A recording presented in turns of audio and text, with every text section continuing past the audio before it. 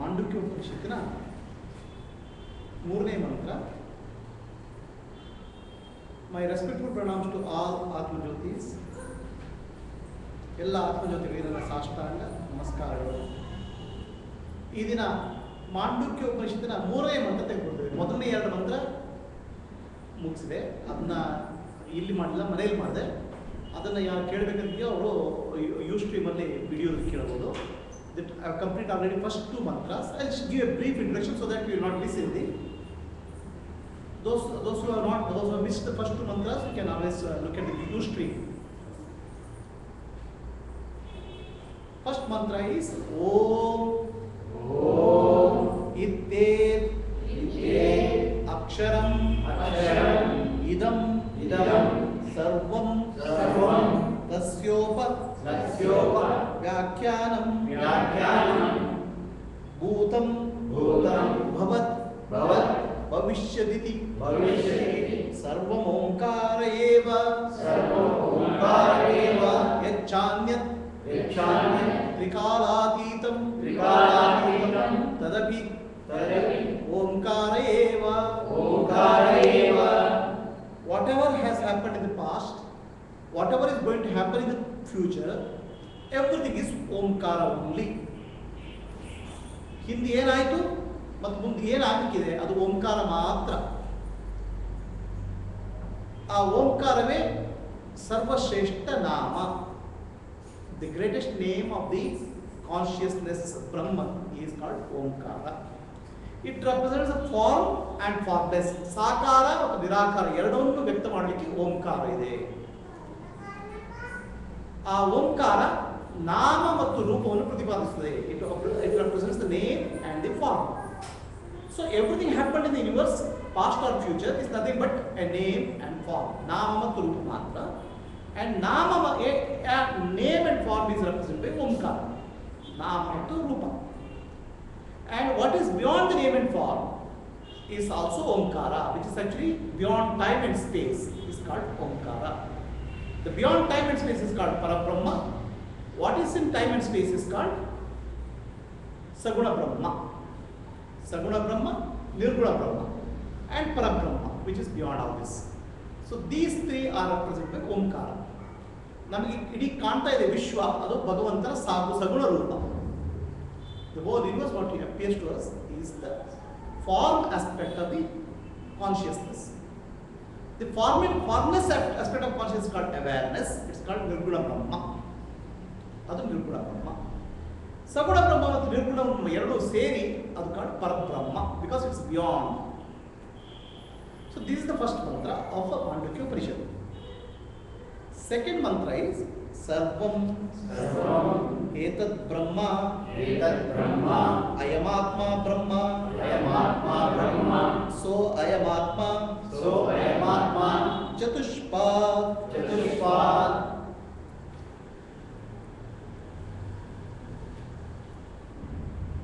So what is this mantra saying? What you see, Etat means what you see. ನಮ್ಗೆ ಏನು ಕಾಣ್ತದೆ ಅದು ಇದು, ನಮ್ಗೆ ಕಾಣ್ತಾ ಇದ್ದದ್ದು ಅದು. Tat means we cannot see. Etat means what you can see.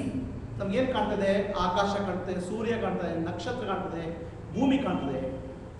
We can see the space, sun, moon, earth, human beings, living beings, my body, ಎಲ್ಲ ಕಾಣ್ತದೆ. Whatever we can see in the world is called ದೃಶ್ಯ ಪ್ರಪಂಚ. See, ಏನು ಕಾಣ್ತಾ ಇದೆ? ದೃಶ್ಯ ಪ್ರಪಂಚ. ಆ ದೃಶ್ಯ ಪ್ರಪಂಚದಲ್ಲಿ ಏನಿದೆಯಪ್ಪ? What is there in the ದೃಶ್ಯ ಪ್ರಪಂಚ?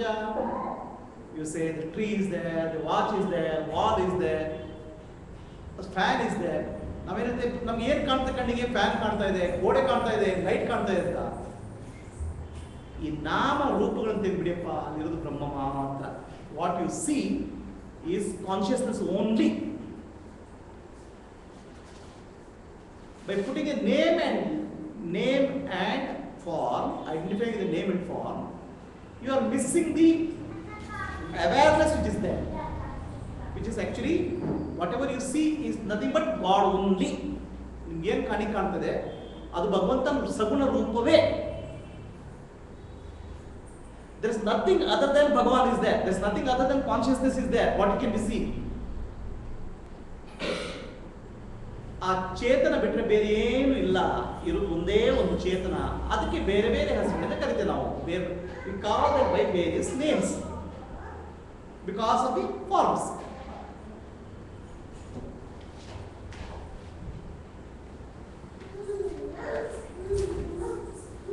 It is like this. ಇದು ಪೇಪರ್, ಇದು this is called paper.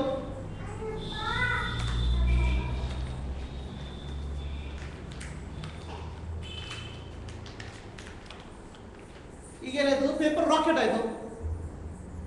Paper ಎಲ್ಲಿ ಹೋಯ್ತು? Where is paper? ಅದೇ ಪೇಪರ್ ಇದೆ ಅಲ್ಲೇ. Paper is still there, but just because it has taken a new form, we are calling it by rocket. New form and function, but paper is still there.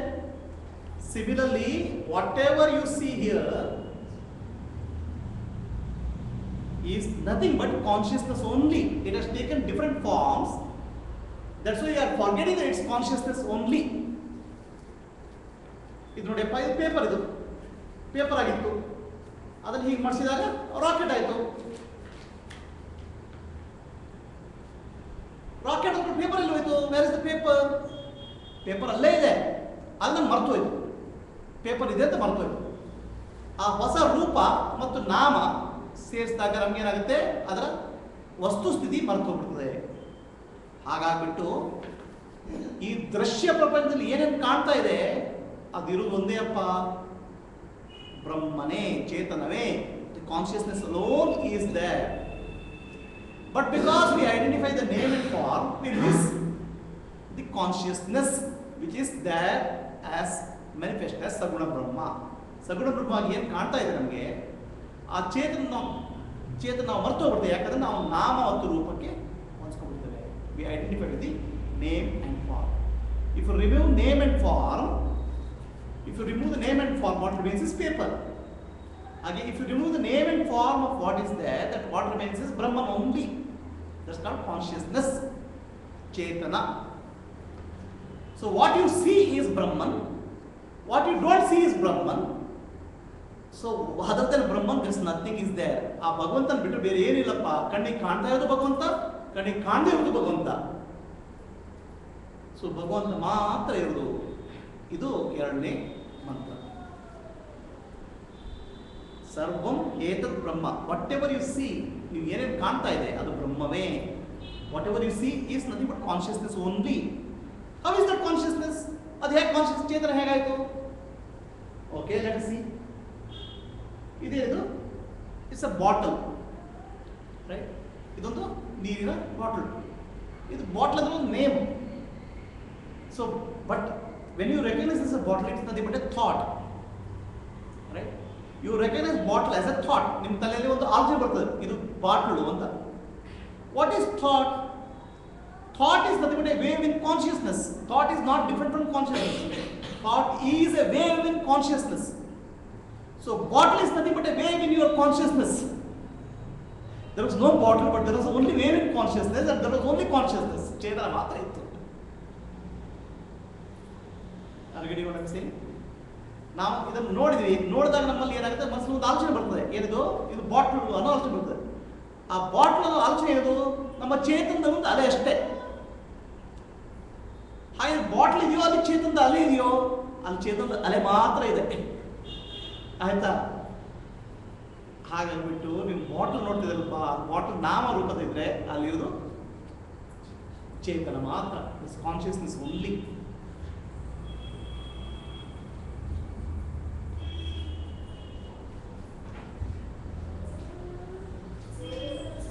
ಈ ಚೇತನಕ್ಕೆ ಮತ್ತು ಕಾನ್ಷಿಯಸ್ನೆಸ್ಗೆ ನಾವು example ಏನು ಕೊಡ್ಬೋದು ಅಂದರೆ,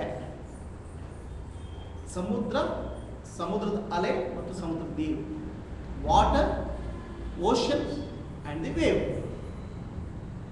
ಸಮುದ್ರದ ನೀರು, ಸಮುದ್ರ ಮತ್ತು ಸಮುದ್ರದ ಅಲೆ. ಎಲ್ಲ ಜೀವಿಗಳು ಒಂದು ಸಮುದ್ರದ ಒಂದು ಅಲೆ. All living beings are nothing but A wave in consciousness. What you see as a bottle is nothing but one wave in consciousness. What you see as a wall is nothing but a wave in consciousness. ಆ ಗೋಡೆ ಅಂತ ನೋಡ್ತೀರಾ ಅದೊಂದು ಅಲೆ. ನಮ್ಮಲ್ಲಿ ಏನೇನು ಆಲೋಚನೆ ಮಾಡ್ತಾವೆ ಎಲ್ಲ ಒಂದು ಅಲೆ. ಯಾವುದರಲ್ಲಿ? ಆ ಚೇತನ ಅನ್ನೋ ಸಮುದ್ರದಲ್ಲಿ ಒಂದು ಅಲೆ. In the ocean of consciousness that's a wave called wave. That's the thought. So when we identify with the wave then we become jiva. ನಾನು ಆ ಅಲೆ ಅಂತ ನಾನು ಯಾವ ಯೋಚನೆ ಮಾಡಿ ಶುರು ಮಾಡಿದೆ ಆವಾಗ ನಾನು ಜೀವ ಆಗ್ಬಿಟ್ಟೆ. Then I become jiva. Please tell me what you are. Whatever you think you are is nothing but a thought. And the thought is nothing but a wave in the ocean. So now question is, are you identifying with the wave or are you identifying with the ocean? This is the question. That's all is spirituality. ನೀವು ಏನೇನು ಯೋಚನೆ ಮಾಡ್ತೀರಾ, ನಾನು ಏನು ಅಂತ ಯೋಚನೆ ಮಾಡ್ತೀರಾ, ಅದೆಲ್ಲ ಒಂದು ಆಲೋಚನೆ ಅಪ್ಪ. ಆ ಆಲೋಚನೆಯಲ್ಲಿ ಬಂತು ನಿಮ್ಮ ಚೇತನದಲ್ಲಿ ಒಂದು ಅಲೆ ಒಂದಾಗ ಬಂತು, ಸಮುದ್ರದಲ್ಲಿ ಒಂದು ಅಲೆ ಬಂದಾಗಿ ಚೇತನದೊಂದು ಅಲೆ. Collection of all the waves is called Ishvara. Bhagavan or God of what you call it. Collection of all such waves, I, you, all, dog, monkey, all waves put together is called ocean. It's called Ishvara, the Lord. ಭಗವಂತ ಅಂತ ನಾವು ಹೇಳೋದು ಯಾರಿಗೆ? ಎಲ್ಲ ಅಲೆಗಳ ಯಾರು ಶೇಖರಣೆ ಮಾಡಿರ್ತಾರೆ ಅವನು ಭಗವಂತ, ಈಶ್ವರ. ಆಯ್ತು, ಅಲೆಗಳಂತ ಇದ್ದ ಮೇಲೆ ಅಲೆಗಳು ಜೀವ, ಆ ಅಲೆಗಳನ್ನು ಇಟ್ಕೊಂಡವನು ಭಗವಂತ.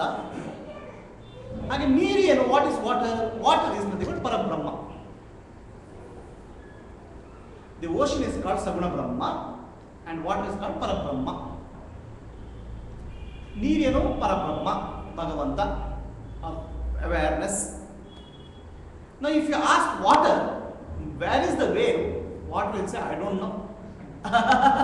ನೀರಂತ ಕೇಳಿದ್ರೆ ಅಲೆಯಲ್ಲಿದೆ ಏನ್ ಹೇಳ್ತಾರೆ ಅದು? ನೀರಂತ ಕೇಳಿದ್ರೆ ಅಲೆಯಲ್ಲಿದೆ, ಸಮುದ್ರ ಎಲ್ಲಿದೆ, ನಮ್ಗೇನ್ ಗೊತ್ತಪ್ಪ, ನಾನಿದ್ದೇನೆ ಅಂತ ಹೇಳ್ತಾರೆ ಅಷ್ಟೇ. ಅಟ್ ಪರಬ್ರಹ್ಮ state there's nothing else. Parabrahma says I alone am there. Who is there? I don't know. There's nobody other than me. That's the state of realization, enlightenment. When you realize that you are pure awareness, you say I alone am there.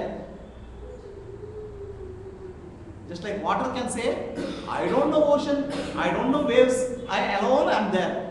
ಸಮುದ್ರ ನೀರೇನು ಹೇಳ್ತದೆ? ಸಮುದ್ರ ಎಲ್ಲಿದೆ ನಮ್ಗೆ ಗೊತ್ತಿಲ್ಲಪ್ಪ, ಅಲೆ ಎಲ್ಲಿ ಗೊತ್ತಿಲ್ಲ, ನಾನಿದ್ದೇನೆ ಅಂತ. ಯಾಕಂದ್ರೆ everything in that is only water. But if you ask ocean, ಸಮುದ್ರದ ಕೇಳಿದ್ರೆ ಆಲ್ ವೇವ್ಸ್ ಆರ್ ಮೈನ್ ಅಂತ ಹೇಳ್ತದೆ. All waves belong to me ಅಂತ ಹೇಳ್ತದೆ. ದಟ್ಸ್ ಭಗವಾನ್. That's like Krishna says in Bhagavad Gita, ಮಮೈ ವಾಂಶ ಸಂಭೂತ ಜೀವಭೂತ ಸನಾತನ. All living beings are nothing but my amsha. The ocean can very well say all waves are by my amsha. ನನ್ನ ಅಂಶಗಳು ಅಂತ ಹೇಳ್ಬೋದು. ಯಾರು? ಸಮುದ್ರ. ಸಮುದ್ರ ಹೇಳ್ತೀವಿ ಎಲ್ಲ ಅಲೆಗಳು ನನ್ನ ಅಂಶ ಅಂತ ಹೇಳ್ತಾರೆ. ಆ ಅಲೆಗಳಂತ ಕೇಳಿದ್ರೆ the wave says, wave doesn't even bother the ocean. Wave forgets about the ocean. Wave says I am a small wave and that's a big wave. Oh my God, I am a poor fellow. That man is a rich man. Okay, I'm so. That person is so beautiful, handsome. So wave is not bothered about ocean. It always keeps comparing with other waves. ಸಮುದ್ರದ ಅಲೆ ಏನಂತಂದ್ರೆ, ಓಹ್ ಅದು ದೊಡ್ಡ ಅಲೆಪ್ಪ, ಇದು ದೊಡ್ಡ ಅಲೆ, ಇದು ದೊಡ್ಡ ಮನುಷ್ಯ, ನಾನು ಸಣ್ಣ ಮನುಷ್ಯ ಅಂತ ನೋಡ್ತಾ ಇರ್ತಾರೆ. ಯಾವಾಗ ಆ ಅಲೆ ನಾನು ಸಮುದ್ರದ ಒಂದು ಭಾಗ, ಎಲ್ಲ ಅಲೆಗಳು ಸಮುದ್ರದ ಒಂದು ಭಾಗ ಅಂತ ತಿಳ್ಕೊಳ್ತಾವೋ, when that wave realizes that I am a part of the ocean and all waves are a part of the ocean, that's called realization of Saguna Brahma. Saguna Brahma ಜ್ಞಾನ ಅಂದ್ರೆ ಅದು. Everything is part of the one whole called ocean. ಇಡೀ ವಿಶ್ವವೇ ಒಂದು ಚೇತನದ ಒಂದು ಅಂಶ ಅಂತ ಗೊತ್ತಾಗೋದಕ್ಕೆ ಸಗುಣ ಬ್ರಹ್ಮನ ಜ್ಞಾನ ಅಂತ ಹೇಳೋದು. That's called self realization. That's called realization of the ಸಗುಣ ಬ್ರಹ್ಮ. ಆ ಸ್ಥಿತಿಯಲ್ಲಿ ಮನುಷ್ಯನಿಗೆ ಏನಾಗುತ್ತೆ? He starts experiencing oneness in everything. He experienced this whole thing as a totality, oneness, ಏಕತ್ವವನ್ನು ಅನುಭವಿಸ್ತಾನೆ. And that no doubt introduces significant changes in the nervous system and human brain recognition patterns. Otherwise, human brain is recognized for tuning into an object. So now he sees the total oneness in the whole universe. ಏಕತ್ವಂ ಅನುಪಶ್ಯತಿ. ಸಗುಣ ಬ್ರಹ್ಮನ ಆರಾಧನೆ, ಸಗುಣ ಬ್ರಹ್ಮನ ಜ್ಞಾನ ಅಂದರೆ ಈ ಅಲೆಗೆ ಗೊತ್ತಾಗ್ತದೆ, ನಾನು ಸಮುದ್ರದ ಒಂದು ಭಾಗ, ಎಲ್ಲ ಅಲೆಗಳು ಸಮುದ್ರದ ಒಂದು ಭಾಗ ಅಂತ ಗೊತ್ತಾಗ್ತದೆ. ಅದಕ್ಕೆ ಸಗುಣ ಬ್ರಹ್ಮ, ರಿಯಲೈಸೇಷನ್ ಆಫ್ ದಿ ಸಗುಣ ಬ್ರಹ್ಮ. ಅಲ್ಲಿಂದ ಮುಂದೆ ಹೋದಾಗ ಅಲೆ ಏನು ಹೇಳ್ತದೆ, ನಾನು ಸಮುದ್ರ ಮಾತ್ರ ಅಲ್ಲ, ಸಮುದ್ರ ಮತ್ತು ನಾನು ಕೂಡ ಬರೀ ನೀರು ಮಾತ್ರ. I am water alone, I am water. That realization called nirguna Brahma R ಪರಬ್ರಹ್ಮ. ನಾನು ಅಲೆ ಅಲ್ಲಪ್ಪ, ನಾನು ಸಮುದ್ರದ ಭಾಗ ಅಲ್ಲ, ನಾನು ಬರೀ ನೀರು ಮಾತ್ರ. To come to the realisation, what all the steps you have to go through? ನಾನೆಂಬುದು ನಾನಲ್ಲ, ಈ ದೇಹ ಮನ ಬುದ್ಧಿ ನಾನಲ್ಲ, ಸಚ್ಚಿದಾನಂದಾತ್ಮ ಶಿವನಾನ್ನೇ, ಶಿವೋಹಂ ಶಿವೋಹಂ ಶಿವೋಹಂ ಶಿವೋಹಂ. ನಮಗೆ ಯಾಕೆ ಎಲ್ಲ ಆ ಸಗುಣ ಬ್ರಹ್ಮನ ಸ್ವರೂಪ ಕಾಣ್ತಾ ಇಲ್ಲ? Why we are not experience that oneness? Because we are identifying with our body, mind, intellect. ನಾವು ನನ್ನ ದೇಹ ಮನಸ್ಸು ಬುದ್ಧಿಯೊಟ್ಟಿಗೆ ಅಂಟಿಕೊಂಡ್ಬಿಡ್ತೇವೆ. ಸೊ ಹಾಗೆಬಿಟ್ಟು ನಾವು ಏನು ಕಾಣ್ತಾ ಇದೆಲ್ಲ ದೇಹ ಮನಸ್ಸು ಬುದ್ಧಿ ಅಂತ ಇಟ್ಕೊಂಡ್ಬಿಡ್ತೇವೆ.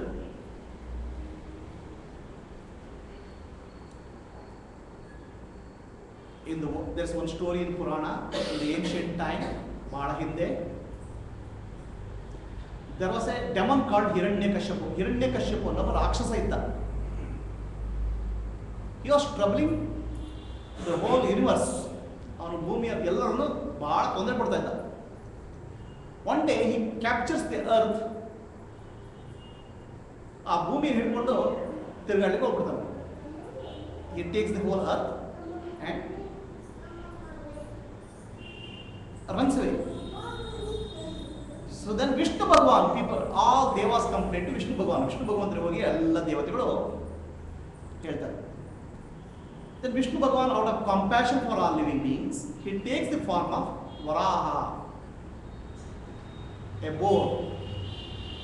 ಭಗವಂತ ವಿಷ್ಣು ವರಾಹ ರೂಪವನ್ನು ತೆಗೆದುಕೊಂಡು ಭೂಮಿ ಬರ್ತಾನೆ. Then he kills the asura called Hiranyakashipu. ಆ Hiranyakashyapa ಅಸುರನ್ನ ಸಾಯಿಸಿಬಿಡ್ತಾನೆ. After killing the Hiranyakashipu asura, Vishnu Bhagavan forgets that he has come from Vaikuntha. Now he is happy with the new body. ಹೊಸ ಶರೀರ ಬಂದ್ಬಿಟ್ಟಿದೆ.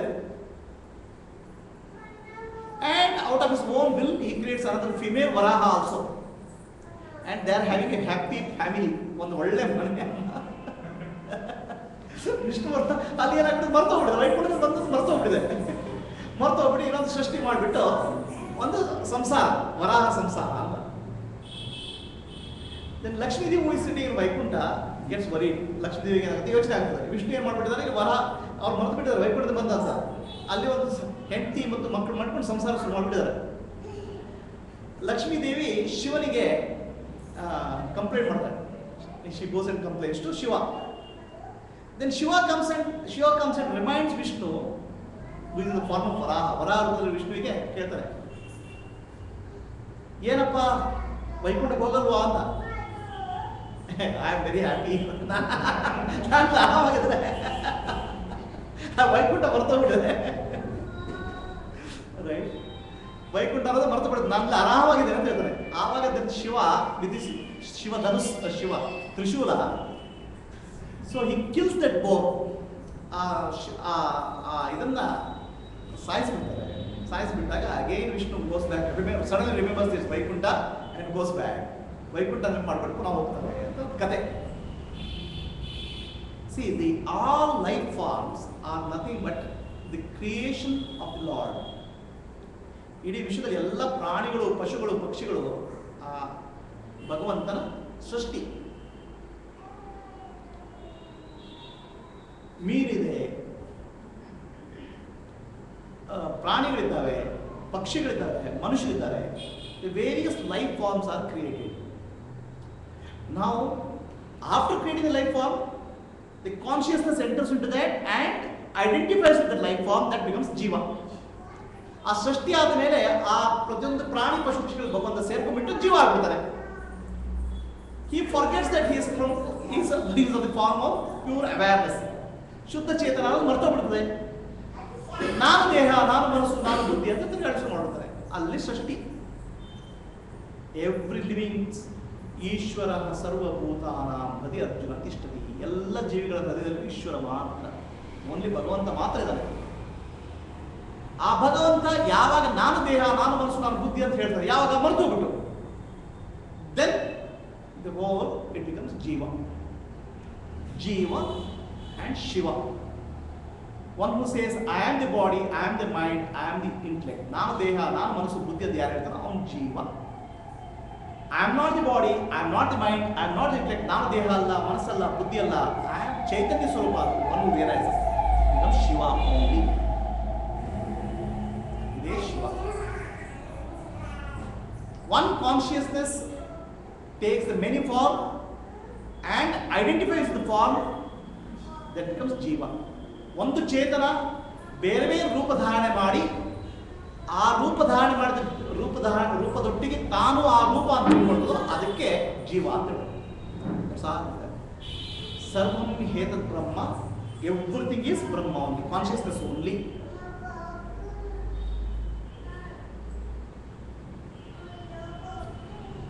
ಸೊ ಅಯಂ ಆತ್ಮ ಚತುಷ್ಪಾದ. ಈ ಬ್ರಹ್ಮನಿಗೆ, ಈ ಚೇತನಕ್ಕೆ 4 ಪಾದಗಳು, ಅದರ ಅಂಶಗಳು. there are 4 aspects of this consciousness. ಈ ಚೇತನಕ್ಕೆ ಎಷ್ಟು ಅಂಶ? 4 ಅಂಶಗಳು. there are 4 aspects of this consciousness. we are in the waking state. ನಾವು ಜಾಗೃತ ಸ್ಥಿತಿಯಲ್ಲಿದ್ದೇವೆ. then we experience the world. ನಾವು ಜಾಗೃತ ಸ್ಥಿತಿಯಲ್ಲಿ ಏನಾಗುತ್ತೆ, ಪ್ರಪಂಚವನ್ನು ಅನುಭವಿಸ್ತೇವೆ. ಜಾಗೃತ ಸ್ಥಿತಿಯಲ್ಲಿರೋ ಜೀವಕ್ಕೆ ವೈಶ್ವಾನರ ಅಂತ ಹೇಳೋದು. And what is there is called Virat. Virat Purusha ಅಥವಾ ವಿರಾಟ್ ಅಂತ ಹೇಳೋದು, the world, universe. In the waking state we experience this whole world of gross objects. ಸ್ಥೂಲವಾದ ಈ ಪ್ರಪಂಚವನ್ನು ಅನುಭವಿಸ್ತೇವೆ, ಅದಕ್ಕೆ ವೈಶ್ವಾನರ ಅಂತ ಹೇಳೋದು. ಸ್ವಪ್ನಕ್ಕೆ ಹೋದಾಗ ಸ್ವಪ್ನದ ಪ್ರಪಂಚ ಅನುಭವಿಸ್ತೇವೆ. We experience the world of the dreams. The world of dreams is called Hiranyagarbha, and the one who is experiencing that is called Taijasa. ತೈಜಸ ಅಂತ ಹೇಳ್ತಾರೆ. ಆಯ್ತಾ? Then we go to deep sleep. ಗಾಢವಾದ ನಿದ್ದೆ ಹೋಗ್ತೇವೆ. ಗಾಢವಾದ ನಿದ್ದೆಗೆ ಹೋದ ಜೀವನಿಗೆ ಪ್ರಾಜ್ಞಾ ಅಂತ ಹೇಳುತ್ತೆ.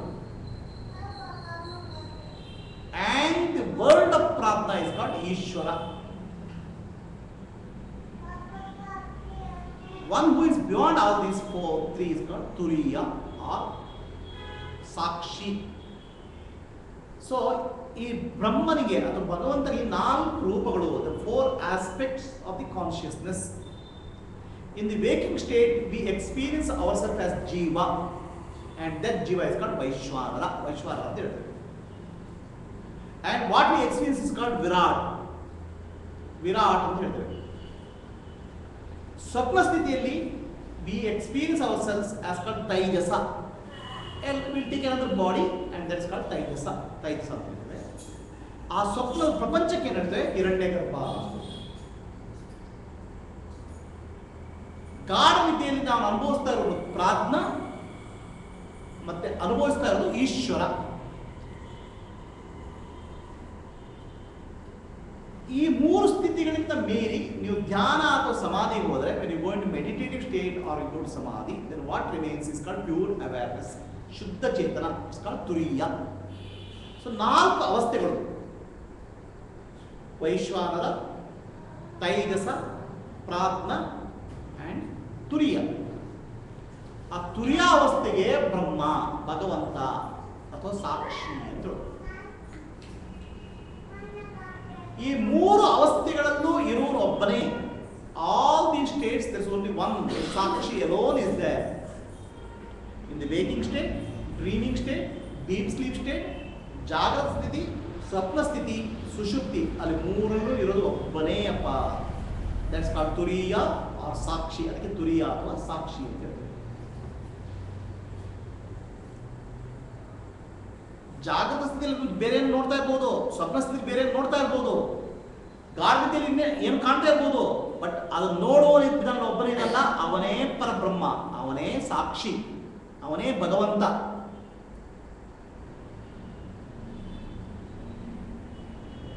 ಇದು ಹಾಗೆ ಅರ್ಥ ಆಗಲ್ಲ, ಕತೆ ಹೇಳ್ಬೇಕು. ಈ ಉಡುಪಿ ಹೋಟೆಲ್ ಅಂತಿತ್ತು, Udupi hotels in the beginning, when the early days, nowadays very Udupi hotels are very sophisticated. Early days, the Udupi hotels are there.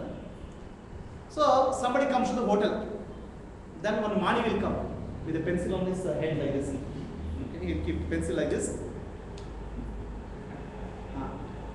Sir, idli, vada, masala dosa, chutney, bhaji, pav bhaji, masala dosa, that, he'll say, what do you want? So then he'll say, Mani will tell idli, vada, masala dosa, ತಿಂಡಿ, ಉಪ್ಪಿಟ್ಟು, ಖಾರ ಬಾತ್, ಮಾಗಿ ಬಾತ್. ಸರಿಯಪ್ಪ, ಒಂದು plate ಉಪ್ಪಿಟ್ಟು, ಒಂದು coffee, ಆವಾಗ ಕಡಕ್ ಚಾಯ್ ಬೇಕು. ಸರಿ. And this Mani goes inside, changes his dress. He is the cook also now. Earlier is Mani. ಹೊರಬಂದ್ರು ಮಾಡಿ ಒಳಗೋಗಿ ಅವ್ರು ಕುಕ್ ಅಡಿಗೆ ಉಪ್ಪಿಟ್ಟು ರೆಡಿ ಮಾಡ್ತಾರೆ. ರೈಟ್, ಒಳಗೋಗಿ ಉಪ್ಪಿಟ್ಟು ರೆಡಿ ಮಾಡ್ತಾರೆ. ಕಡೆಗೆ ಸಾರ್ ಬಿಸಿ ಬಿಸಿ ಬಿಸಿ ಬಿಸಿ ಉಪ್ಪಿಟ್ಟು. Same Mani becomes server. ಅವನೇ ನೋಡ್ತಾನೆ, ಬಿಸಿ ಬಿಸಿ ಬಿಸಿ ಉಪ್ಪಿಟ್ಟು ತಂದು ಇಡ್ತಾನೆ ಅವನು. ಯಾರ ಮುಂದೆ? Inside he becomes first he becomes a attendant who is taking the order, then he becomes the cook, then he comes and says uppittu, server, right?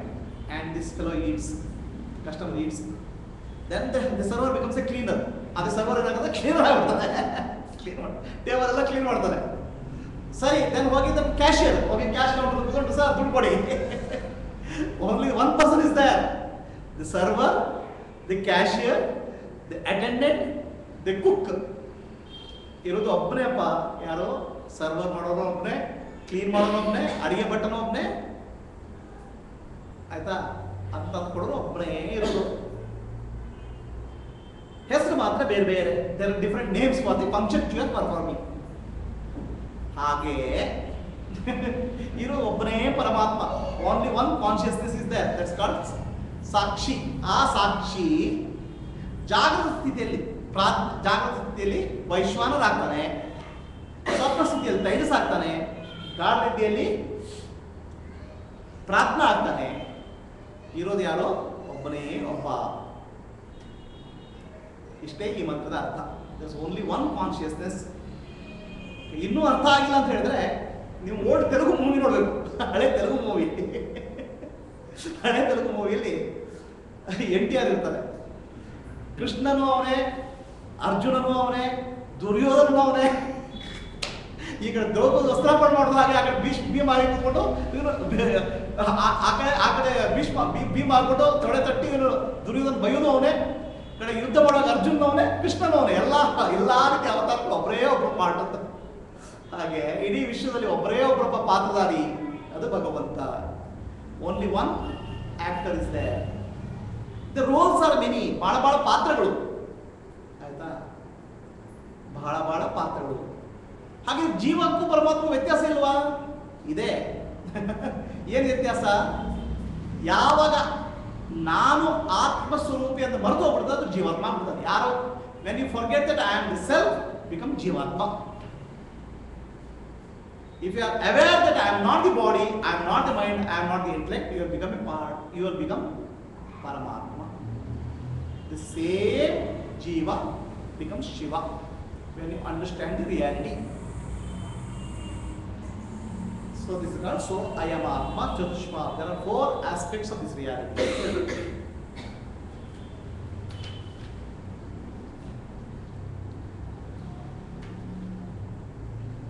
ಜಾಗರಿತ ಸ್ಥಾನೋ ವೈಶ್ಪ್ರಜ್ಞಃ ಸಪ್ತಾಂಗ ಏಕೋನ ವಿಂಶತಿ ಮುಖಃ ಸ್ಥೂಲಭುಕ್ ವೈಶ್ವಾನರಃ ಪ್ರಥಮ ಪಾದಃ.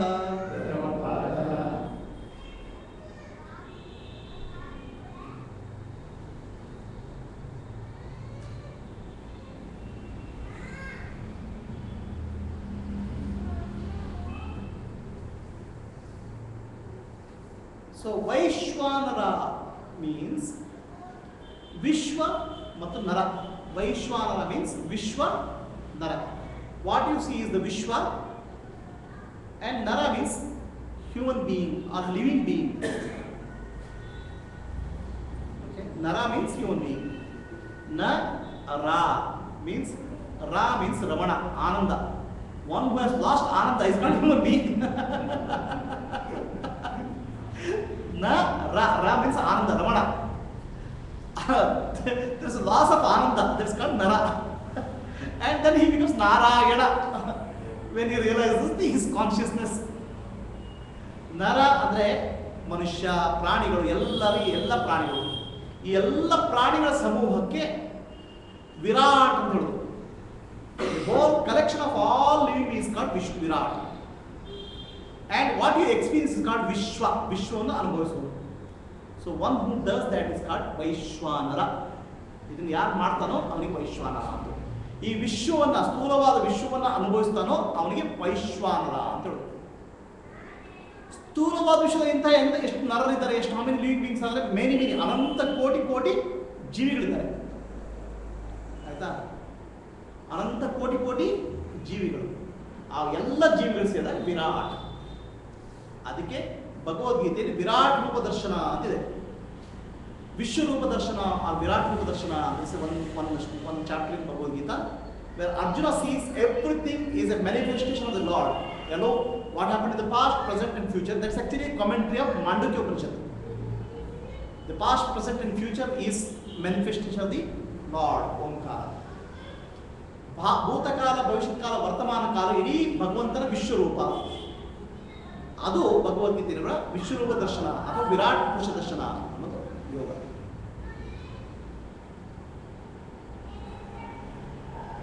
ಆ ವಿರಾಟ್ ರೂಪದಲ್ಲಿ ಎಲ್ಲ ಅನಂತ ಕೋಟಿ ಜೀವಗಳಿದ್ದಾರೆ. ಬಟ್ ಅದನ್ನು ಅನುಭವಿಸ್ತಾ ಇರೋರು ಯಾರು? One who experience that is only one. Appearances are many. ಕಾಣ್ತಾ ಇರೋದು ತುಂಬಾ, ಬಟ್ ನೋಡ್ತಾ ಇರೋರು ಒಬ್ಬನೇ. Sakshi is one. Experiences are many based on the form. ಬೇರೆ ಬೇರೆ ಅನುಭವಗಳು ಆ ದೇಹದ ಮೂಲಕ ಬೇರೆ ಬೇರೆ ಅನುಭವಗಳು. ಆದರೆ ಅದನ್ನು ಅನುಭವಿಸ್ತಾ ಇರೋನು ಒಬ್ಬನೇ ಅಪ್ಪ, ಆ ಸಾಕ್ಷಿ ಮಾತ್ರ. Witness alone. ಸೊ ಜಾಗೃತ ಸ್ಥಾನೆ ವೈಶ್ಪ್ರಜ್ಞ. ಜಾಗೃತ ಸ್ಥಿತಿಯಲ್ಲಿ ಏನಾಗುತ್ತೆ, ನಮ್ಮ ಮನಸ್ಸು ಹೊರಗಡೆ ಹೋಗ್ಬಿಡುತ್ತದೆ. Our mind moves outwards. ಬಾಹ್ಯ ಪ್ರಜ್ಞ. we actually our awareness moves outwards in the waking state and we experience the gross objects. ಸ್ಥೂಲವಾದ ವಸ್ತುಗಳನ್ನು ಅನುಭವಿಸ್ತೇವೆ ಯಾವಾಗ? ಜಾಗೃತ ಸ್ಥಿತಿಯಲ್ಲಿ. ಅನುಭವ ಹಲವಾರು, ಬಟ್ ಅನುಭವಿಸುವ ಒಬ್ಬನೇ. only one experiencer, the witness, the ಸಾಕ್ಷಿ. ಅದೇ ಜೀವ, ಅದೇ ಬ್ರಹ್ಮ. The one who experiences is called Jiva, and one who realizes becomes a Shiva. Same Jiva and Shiva. They are same. Forget yourself, become Jiva. Remember yourself, become Shiva. ನಾನು ಅನ್ನೋದು ಮರೆತು ಹೋಯಿತು, ಜೀವ ಆಗ್ತದೆ. ನಾನೊಂದು ಅರಿವಂತು, ಶಿವ. ಸೊ ಈ ಬಾಹ್ಯ ಪ್ರಪಂಚವನ್ನು, ಸ್ಥೂಲಾದ ಪ್ರಪಂಚವನ್ನು ಅನುಭವಿಸ್ತಾ ಇದ್ದಾನೆ. ಈ ಎಕ್ಸ್ಪೀರಿಯನ್ಸ್ ದಿ ಔಟರ್ ವರ್ಲ್ಡ್.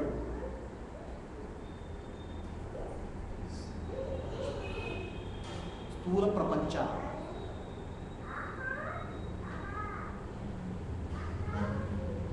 ಯಾವಾಗ ಆ ಸ್ಥೂಲ ಪ್ರಪಂಚ ಅನುಭವಿಸ್ತಾನೆ ಆವಾಗ ನಾವು ಯಾರು ಅಂತ ಮರ್ತೋಗ್ಬಿಡ್ತಾನೆ. he forgets who he is. Self awareness is gone. Okay, then he experiences the world. Actually animals don't have self awareness. ಪ್ರಾಣಿಗಳಿಗೆ ತಾವಂತ ಅರಿವಿಲ್ಲ. But human beings develop the self awareness because the higher nervous system. ಮನುಷ್ಯರಿಗೆ ತಾವು ಅರಿವು ಬರಲಿಸುವಂಥ nervous system ಇಲ್ಲ. But the self awareness of human being is jumbled up. ಮನುಷ್ಯನ ತನ್ನ ಅರಿವೇನಾಗ್ಬಿಟ್ಟಿದೆ, ತಪ್ಪಾಗ್ಬಿಟ್ಟಿದೆ. ಏನು ತಪ್ಪಾಗ್ಬಿಟ್ಟಿದೆ? ನಾನು ದೇಹ, ನಾನು ಮನಸ್ಸು, ನಾನು ಬುದ್ಧಿ ಅಂತ ತಪ್ಪಾಗ್ಬಿಟ್ಟಿದೆ. ಜ್ಞಾನಿಗೆ ಏನಾಗುತ್ತೆ, ಆ same self awareness becomes purified. I am not the body, I am not the mind, I am not the intellect. ನಾನು ದೇಹ ಅಲ್ಲ, ನಾನು ಮನಸ್ಸಲ್ಲ, ನಾನು ಬುದ್ಧಿ ಅಲ್ಲ ಅಂತ ಅರಿವು.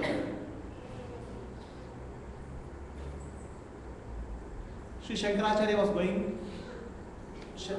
in one day he was going somewhere. Shantigar ಎಲ್ಲ ಹೋಗ್ತಾ ಇರ್ತಾರೆ. In that village, there is a child who is deaf and dumb. ಕಿವುಡ ಮತ್ತು ಬಾಯಿಬಾರ.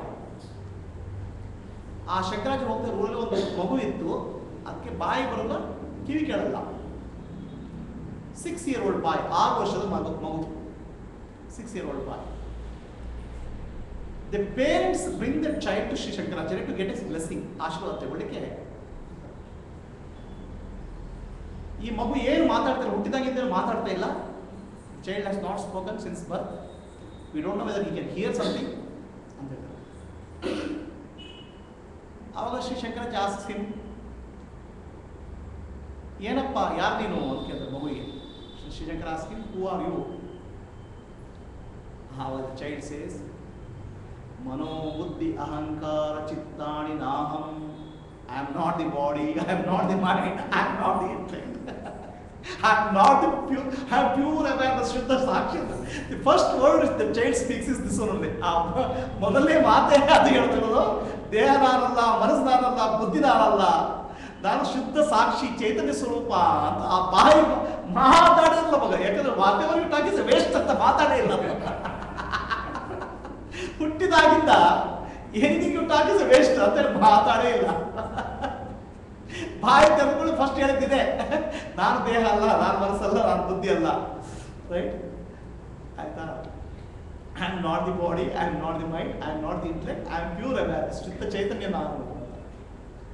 ಅಷ್ಟು ಶಂಕರಾಚಾರ್ಯ ಹೇಳಿದ್ರು, ಇದಕ್ಕೆ ಬಾಯಿ ಬರಲ್ಲ, ಕಿವಿ ಕೇಳತ್ತೆ, ಅವ್ರಿಗೆ ಏನಾಗಿದೆಯೋ ಗೊತ್ತಿಲ್ಲ. ಈ ಮಗುವಿಗೆ ಹುಟ್ಟಿದಾಗಿಂದ ಜ್ಞಾನಿ, ಈಸ್ ಬಾರ್ನ್ ಜ್ಞಾನಿ. Then he calls it hasta amalaka. Hasta amalaka ಅಂದ್ರೆ ಅಮಲಕ ಮೀನ್ಸ್ ನೆಲ್ಲಿಕಾಯಿ. ಓಕೆ, ಕೈಯಲ್ಲಿ ಅಮಲಕ ಅಂದ್ರೆ ನೆಲ್ಲಿಕಾಯಿ ಇಟ್ಕೊಂಡ್ರೆ, ಕೈಯಲ್ಲಿ ಏನಾದ್ರು ನೆಲ್ಲಿಕಾಯಿ ಇಟ್ಕೊಂಡ್ರೆ ಎಷ್ಟು ಚೆನ್ನಾಗಿ ಕಾಣುತ್ತೆ ಗೊತ್ತಾಗುತ್ತೆ ನೆಲ್ಲಿಕಾಯಿ ಅಂತ.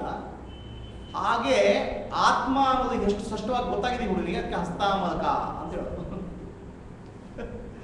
I am not the body, I am not the mind, I am not the, that's all is there to realize in spirituality. ಅಷ್ಟೇ ಗೊತ್ತಾಗ್ಲಿಕ್ಕಿರೋದು. ನಾನು ದೇಹ ಅಲ್ಲ, ನಾನು ಮನಸ್ಸಲ್ಲ, ನಾನು ಬುದ್ಧಿ ಅಲ್ಲ. ಪುನಃ ನಮ್ಮ ಮನಸ್ಸು ಅಲ್ಲೇ ಹೊಡ್ತದೆ, ನಾನು ದೇಹ, ನಾನು ಮನಸ್ಸು, ನಾನು ಬುದ್ಧಿ ಅಂತ ಹೊಡ್ತದೆ. The mind keeps on chasing the body.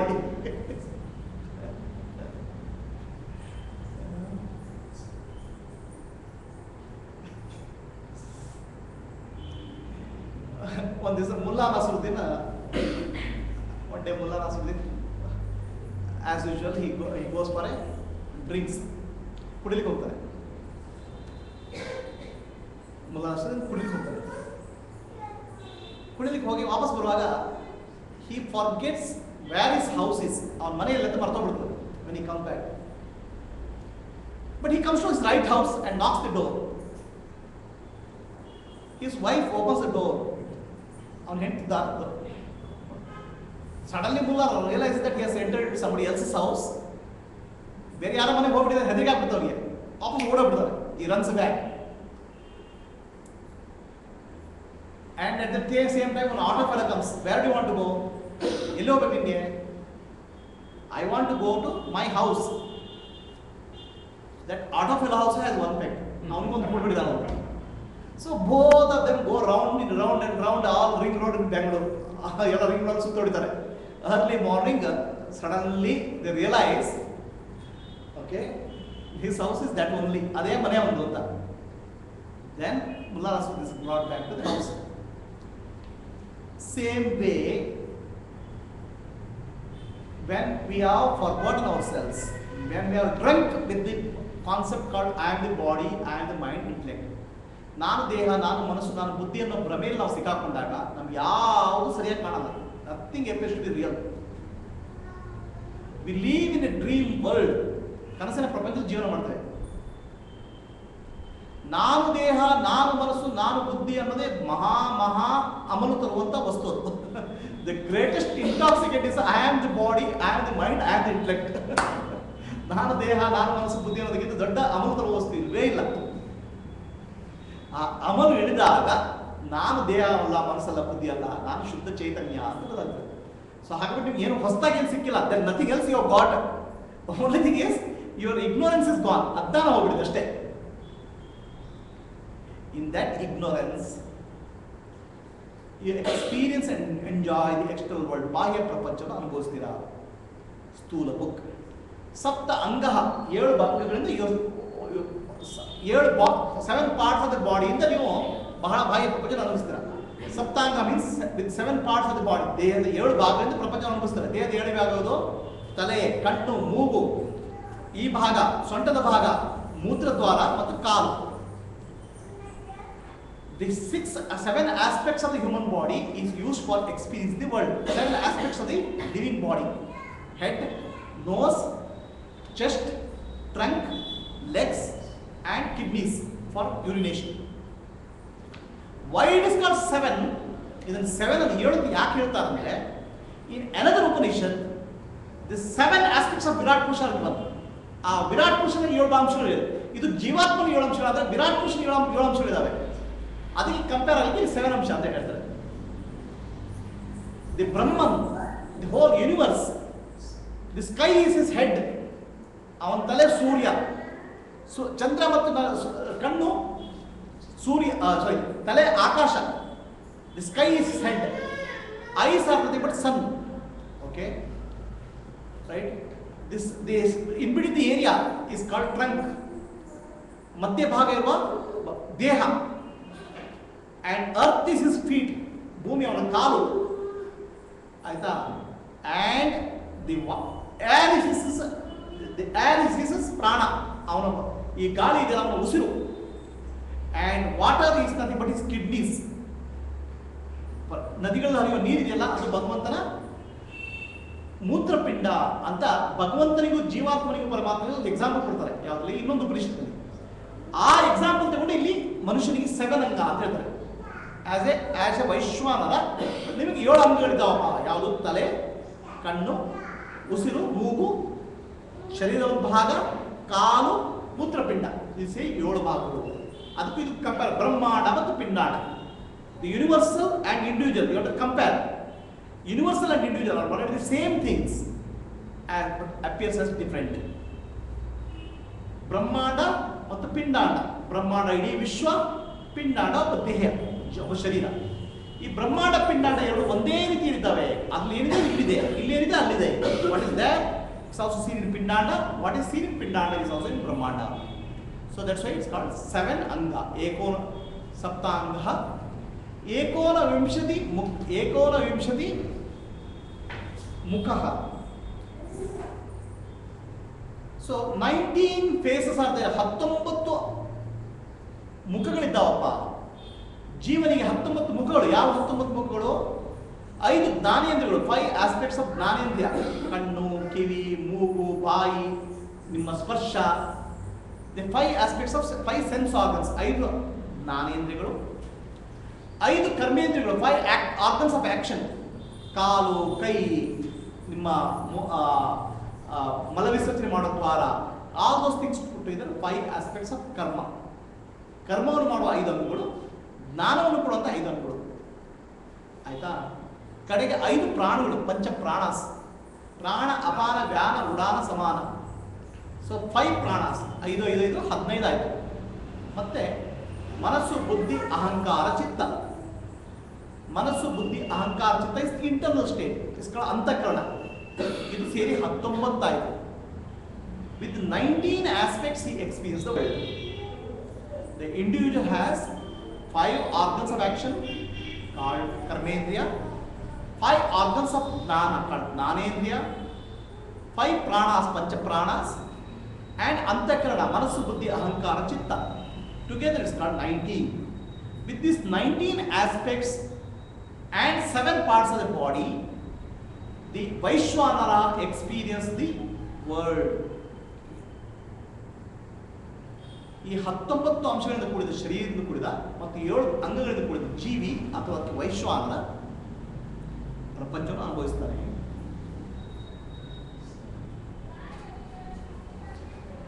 This is called Pratamapada. This is the first aspect of that reality. ಆ ಪರಬ್ರಹ್ಮನ 1ನೇ ಅಂಶ ಇದು ಏನು? ವೈಶ್ವಾನರ. ಎರಡನೇ ಅಂಶಕ್ಕೆ ತೈಜಸ ಅಂತ ಹೇಳ್ತೇವೆ. ಮುಂದಿನ ಕ್ಲಾಸ್ನಲ್ಲಿ ತೈಜಸ್ ಬಗ್ಗೆ ತಗೊಳ್ಳೋಣ. So is the clear? ಏನು ಹೇಳ್ತಾ ಇದ್ದೀವಿ? ಇಡೀ ವಿಶ್ವವೇ ಬ್ರಹ್ಮ ಸ್ವರೂಪ. The whole universe is nothing but consciousness only. We are not able to recognize that because we are identifying the body, mind and intellect. ನಾನು ದೇಹ, ನಾನು ಮನಸ್ಸು, ಬುದ್ಧಿ ಅಂತ ನಾವು ತಿರುಗಾಡ್ತಿರೋದಕ್ಕೆ ನಮ್ಗೆ ಏನಾಗುತ್ತೆ ಅದು ಗೊತ್ತಾಗ್ತಾ ಇಲ್ಲ. When you realize that you are not the body, mind and intellect, you are pure awareness, then you experience the whole universe as nothing but pure awareness only. ಇಡೀ ವಿಶ್ವವೇ ಚೈತನ್ಯ ಸ್ವರೂಪ ಅನ್ನೋ ಅನುಭವ ಬರುತ್ತೆ. ಆ ವೈಶ್ವಾನರ ಅನ್ನೋದು ನಮಗೆ ಬಾಹ್ಯ ಪ್ರಜ್ಞೆ ಬಂದಾಗ ಅದಕ್ಕೆ ವೈಶ್ವಾನರ ರೂಪ ಅಂತ ಹೇಳೋದು. When we are aware of the external world, it's called ವೈಶ್ವಾನರ ರೂಪ. ಇದು ಮಾಂಡುಕ್ಯ ಉಪನಿಷತ್ತಿನ ಮೊದಲನೇ ಆ ಬ್ರಹ್ಮನ ಮೊದಲನೇ ಅಂಶವನ್ನು ಹೇಳ್ತೇವೆ. ಮೊದಲನೇ ಅಂಶ ಜೀವಾತ್ಮ.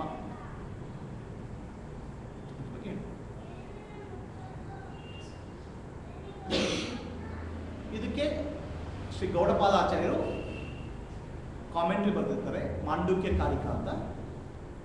ಆ ಕಾಮೆಂಟ್ರಿ ನಾವು ತಗೊಳ್ಳೋದು, ಡಿಟೇಲ್ ಆಗಿ ತಗೊಳ್ಳೋಲ್ಲ. I will not take that commentary in detail, but when I explain this shlokas I take with respect to that commentary. Mandukya Karika ಬಗ್ಗೆ ತಗೊಂಡು ಅದನ್ನು ವಿವರಿಸ್ತೇನೆ.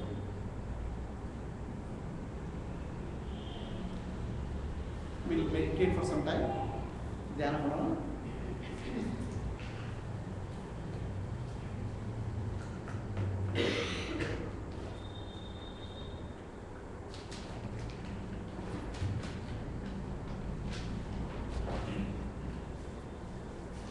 ಧ್ಯಾನ ಮಾಡಬೇಕಾದ್ರೆ ಮೊದಲು first step of dhyana is to realise that I am not the body, I am not the mind, I am not the intellect, I am pure awareness. ಧ್ಯಾನ ಮಾಡೋಕ್ಕೆ ಮೊದಲು ಯಾವಾಗ ನಾವು ನೆನಪು ಮಾಡ್ಕೋಬೇಕು, ನಾನು ನಾನೆಂಬುದು ನಾನಲ್ಲ,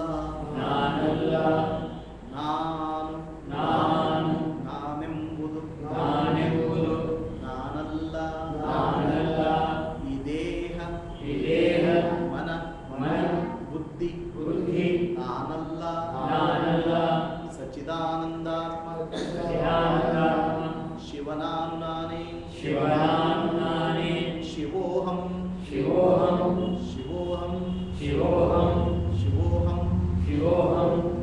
ಈಗ ನಿಮ್ಮ ಎಡಗೈಯನ್ನ ನಿಮ್ಮ ಹೊಟ್ಟೆ ಮೇಲ್ಭಾಗದಲ್ಲಿ ಇಟ್ಬಿಡಿ. Keep your left hand on top of your stomach. Take couple of deep breaths. ಕೆಲವು ಉಸಿರು ತಗೊಳ್ಳಿ. ಉಸಿರು ತಗೊಂಡು then start observing the movement of the stomach. ಹೊಟ್ಟೆಯ ಚಲನೆಯನ್ನು ಗಮನಿಸಿ. When you start observing the movement of the stomach, the mind becomes deeply silent. Breath becomes silent, mind becomes silent. ನೀವು ಉಸಿರನ್ನು ಗಮನಿಸ್ತಾ ಇದ್ದಾಗೆ ನಿಮ್ಮ ಮನಸ್ಸು ಶಾಂತ ಆಗ್ತದೆ, ಉಸಿರು ಶಾಂತ ಆಗ್ತಾ ಇದ್ದ ಹಾಗೆ ಅದನ್ನು ಗಮನಿಸ್ತಾ ಇರುವ, ಆ ಮನಸ್ಸನ್ನು ಗಮನಿಸ್ತಾ ಇರುವ ಸಾಕ್ಷಿ ನಾನು. I am the pure awareness, sakshi, witness ಅನ್ನೋ ಭಾವನೆಯಿಂದ ತಗೊಳ್ಳಿ. That is called meditation.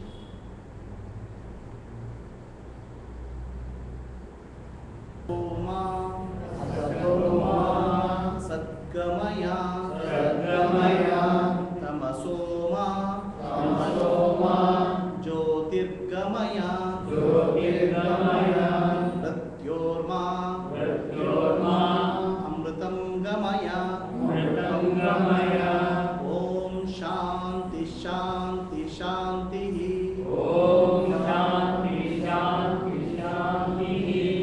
Let there be peace throughout the universe. Let all living beings in land, sea, forest, and sky have peace.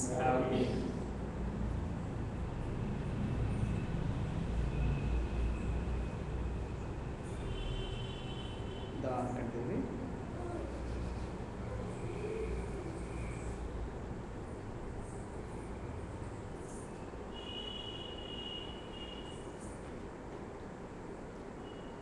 So I just remember a story to summarize this chapter. Summarize this sloka. Light on.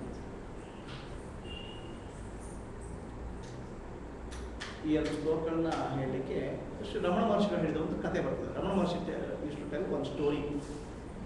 ರಮಣಾಂಶಗಳು ಸಂತ ನಾಮದೇವನ ಕಥೆ ಹೇಳ್ತಾ ಇದ್ರು. Namdev, there is a great saint called Namdev in Pandharpur. ಪಂಡರಾಪುರದ ನಾಮದೇವ್ ಅಂತ ಒಬ್ಬ ದೊಡ್ಡ ಭಕ್ತ ಇದ್ದ. Namdev was very famous because Vitthala, Panduranga Vitthala used to appear Namdev. He used to have chat with Namdev and he used to have food with Namdev.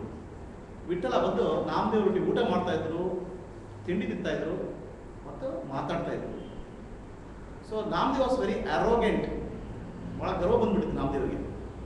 ನಂತರ ಬಂದು ಭಗವಂತ ಬಂದು ಮಾತಾಡ್ತಾನೆ, God talks to me. One day there was a feast, ಒಂದು ಊಟ ಇರುತ್ತೆ ಯಾರ ಮನೆಯಲ್ಲಿ. ಗೋರ ಕುಂಬಾರ, ದಟ್ಸ್ another saint called ಕುಂಬಾರ, ಗೋರ ಕುಂಬಾರ, his name is called Gora. There was a feast in his house and Namdev and many people were invited. Namdev ಮತ್ತು ಬರೋ ಹಲವಾರು ಸಂತರು ಬಂದಿದ್ರು ಆ ಗೋರ ಕುಂಬಾರ ಮನೆಗೆ. ಗೋರ he was a potter, ಮಡಿಕೆ ಮಾಡೋದು. But he was a great ಜ್ಞಾನಿ, ದೊಡ್ಡ ಜ್ಞಾನಿ. So Namdev asked Gorakumbara, who is a half-baked pot here? ಇಷ್ಟು ಜನ ಕೂತ್ಕೊಂಡಿರಲ್ಲಪ್ಪ ಇದರಲ್ಲಿ ಯಾರು ಅರ್ಧಬರ್ಧ ಜ್ಞಾನಿ ಅಂತ. Who is half-baked pot here? ಈ ಅರ್ಧಬರ್ಧ ಜ್ಞಾನಿ ಯಾರಲ್ಲಿ ಅಂತ ಕೇಳ್ತಾರೆ. Then Gora takes a stick, ಒಂದು ದೊಣ್ಣೆ ತಗೊಳ್ತಾನೆ. You should tap the pot with that. And if the pot makes some sound, no? He says that it's fully baked. If it doesn't make sound, he says half baked. Or rather, it makes a different sound, it makes half baked. So he touches the head of each of the person. ಪ್ರತಿಯೊಬ್ಬರು ತಲೆ ಮುಟ್ತಾರೆ. ಗೋರಕುಂಬಾರ ತಲೆ ಹೊಡಿತಾರೆ ಪಟ್ ಪಟ್ ಅಂತ. When he touches the head of Namdev becomes very angry. Namdev ಸಿಟ್ಟು ಬಂದ್ಬಿಡ್ತದೆ. How can this fellow test me like this? Okay, he has not asked me whether I am eating with the Panduranga ಊಟ ಮಾಡ್ದಂತ ಕೇಳಿಲ್ಲ, ನನ್ನ ತಲೆ ಮೇಲೆ ಬಿಡ್ತದೆ, how can he find out ಅಂತ. He gets angry. Then Gorakumbara declares that this guy is a half-baked pot. ಇವರು ಅರ್ಧಬದ್ಧ ಬೆಂದ ಮಡಿಕೆ ಅಂತ. ಯಾರು? ನಾಮದೇವ್ ಅರ್ಧಬದ್ಧ ಮಡಿಕೆ ಅಂತ. ಆವಾಗ Namdev ಸಿಟ್ಟು ಬಂದ್ಬಿಡ್ತದೆ. He doesn't even eat food, he just goes and he runs to Panduranga Vittala ಹತ್ರ ಓಡ್ತಾನೆ. ವಿಠಲ ಹತ್ರ ಓಡಿಬಿಟ್ಟು ಕಂಪ್ಲೇಂಟ್ ಹೇಳ್ತಾನೆ, how dare that Gorakumbara, he has not studied, ಏನು ಕಲ್ತೇ ಇಲ್ಲ, and he doesn't know how great I am, ನಾನು ಎಷ್ಟು ದೊಡ್ಡ ಮನುಷ್ಯ ಅಂತ ಗೊತ್ತಿಲ್ಲ, he is saying I am half-baked pot ಅಂತ. Then Panduranga Vittala smiles. Panduranga Vittala ನಗ್ತಾನೆ. If you are not half-baked pot, why did you make a noise when you hit your head? You should have kept quiet. ಸುಮ್ಮನೆ ಕೂತ್ಕೋಬೇಕಾಗಿತ್ತು. Why did you get angry when you hit your head? That's why you are half-baked pot only. ನೀನು ಅರ್ಧಮರ್ಧ ಬೆಂದ ಮಡಿಕೆನೆ ಅಂತ ಹೇಳ್ತಾರೆ. Then Namdev says, what do I do now? How do I get ನಾನು ಹೇಗೆ ಬರ್ತದೆ ನನಗೆ ಅಂತ ಕೇಳ್ತಾರೆ. Then Vittala says, without a Sadguru, you cannot get ಜ್ಞಾನ. ಒಬ್ಬ ಸದ್ಗುರು ಇದ್ರೆ ಜ್ಞಾನ ಬರಲಪ್ಪ.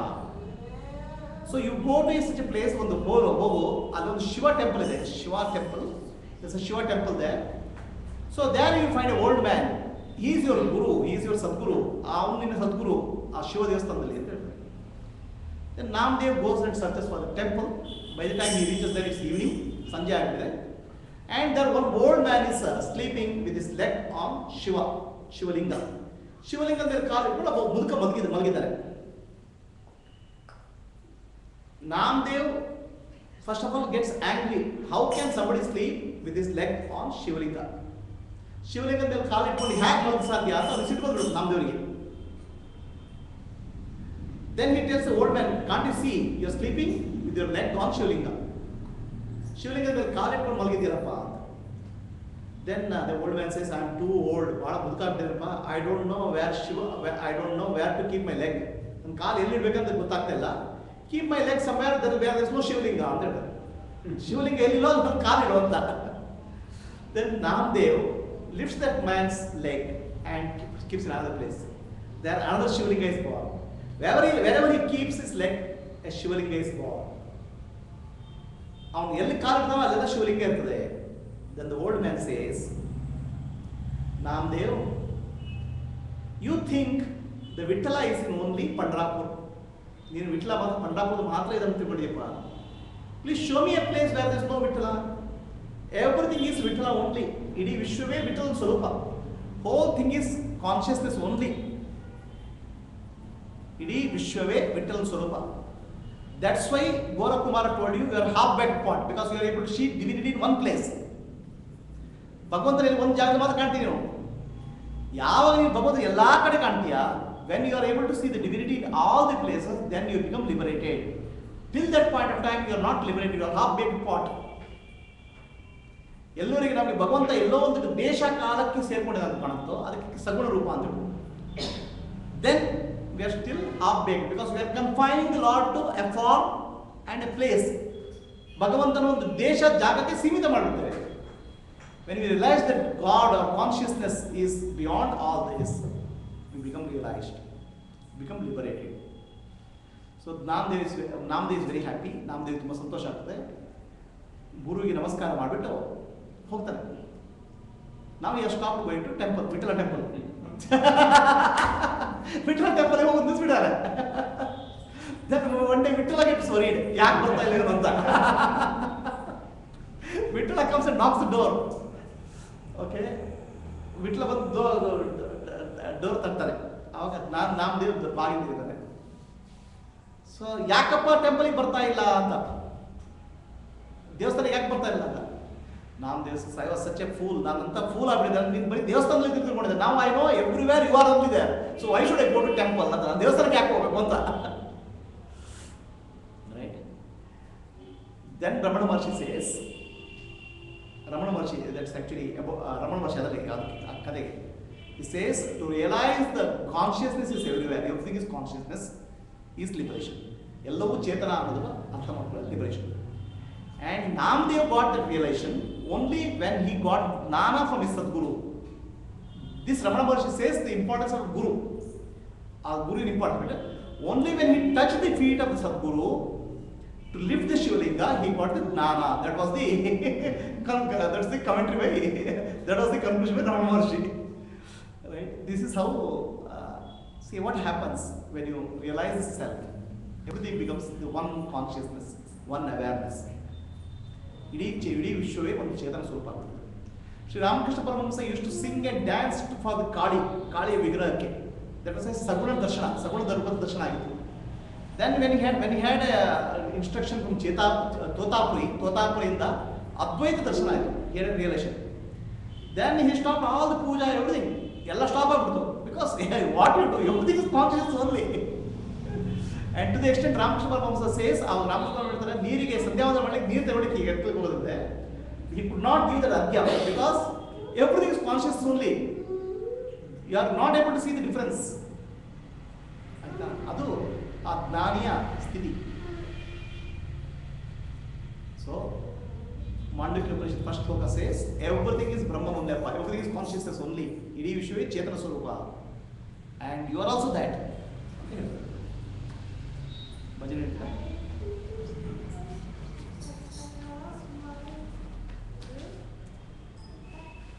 नारायण नारायण जय जय गोविंद हरे, नारायण नारायण जय जय गोपाल हरे.